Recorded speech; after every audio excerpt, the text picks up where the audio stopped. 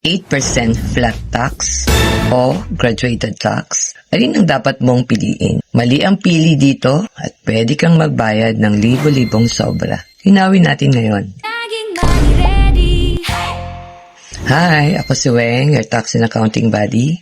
Ito ang simpleng gabay. Ang 8% flat rate ay maganda kung maliit lang ang expenses mo at gusto mo ng simpleng computation. Available to kung ang gross sales o receipts mo ay hindi lalampas sa 3 million pesos, ang VAT threshold, at hindi ka VAT registered. Ang 8% ay kinocompute sa gross na lampas lang sa 250,000 at kapalit na nito ang income tax pati ang percentage tax. Pero kung malaki ang legitimate expenses mo, mas mainam ang graduated rates. 0% hanggang 35% kasi nababawas muna ang gastos bago i-tax.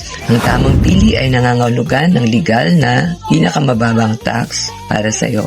Hindi ito mahika, tamang math lang at isang matalinong desisyon na malaki ang maititipid sa buong taon. Hindi sigurado kung alin ang bagay sa iyo? Comment, compute at tutulungan kitang i-figure out. Save this bago ka mag-file at follow para sa mga ganitong klaridad.